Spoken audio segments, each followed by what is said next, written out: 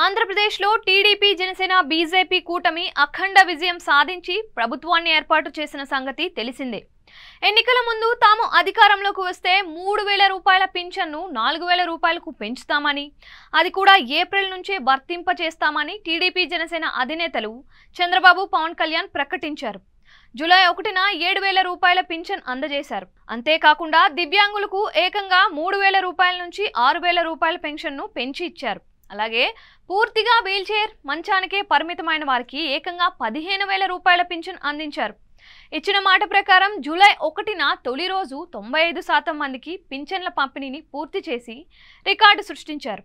కేంద్రం ఏ మాత్రం ఆర్థిక సహాయం చేయకపోయినా, రాష్ట్ర ఆర్థిక పరిస్థితి అంతంత మాత్రంగా ఉన్నా కూటమి ప్రభుత్వం తన తొలి కీలక హామీని విజయవంతంగా నిలబెట్టుకుంది.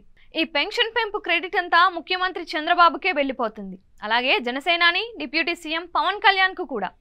ఎన్నికల ముందు వీరిద్దరే ప్రచార సభల్లో పెన్షన్ పెంపు గురించి కీలకంగా ప్రస్తావించారు. ఎన్నికల ముందు విడుదల చేసిన ఉమ్మడి మేనిఫెస్టోలోనూ ఈ అంశాన్ని పొందుపరిచారు. అయితే కూటమి ప్రభుత్వంలో మూడో భాగస్వామిగా ఉన్న బీజేపీ పెన్షన్ల పెంపు క్రెడిట్ ను తీసుకుంటుందా లేదా అనేది ఆసక్తికరంగా మారింది. ఎందుకంటే టీడీపీ జనసేన కూటమిలోకి బీజేపీ చివరిగా ఎంట్రీ ఇచ్చింది.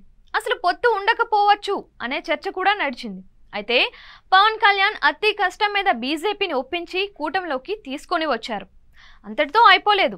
ఉమ్మడి మేనిఫెస్టో విడుదల సందర్భంగా ఆ కార్యక్రమంలో పాల్గొన్న బీజేపీ రాష్ట్ర వ్యవహారాల ఇన్ఛార్జి సిద్ధార్థనాథ్ సింగ్ మేనిఫెస్టోను పట్టుకోవడానికి నిరాకరించారు.